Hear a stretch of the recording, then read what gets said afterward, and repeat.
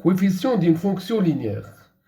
C'est le rapport f de c sur c avec c différent de 0. C'est à nous de choisir le c pour calculer ce coefficient.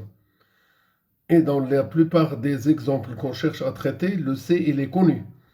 Premier exemple, on cherche à déterminer l'expression ou bien le coefficient d'une fonction linéaire f telle que l'image de 12 par cette fonction est égale à moins 18.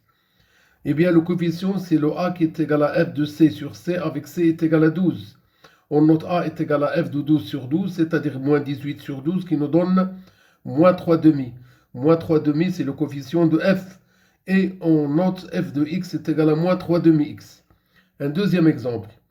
La fonction g est une fonction linéaire qui vérifie que g de moins 5 quarts est égal à moins 25 28e. Eh bien, on suppose que g de x est égal à ax. Partons à la recherche de a qui est le coefficient de la fonction f, g. Eh bien, le a il est égal à g de moins 5 quarts sur moins 5 quarts. C'est-à-dire, on remplace g de moins 5 quarts par le nombre moins 25 sur 28 et on multiplie par l'inverse de moins 5 quarts et on arrive à avoir le 5 septième qui représente le coefficient de la fonction g. Ainsi, on peut conclure que g de x est égal à 5 septième x. Un dernier exemple. Le h est une fonction linéaire qui vérifie que 5 fois h de 4 moins 3 fois h de 2 est égal à 56. Eh bien, on suppose que le h de x est égal à ax.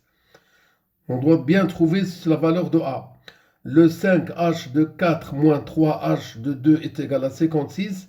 Le h de 4, c'est le 4a. Le h de 2, c'est le 2a. Ce qui nous permet d'avoir à la fin le 14a est égal à 56.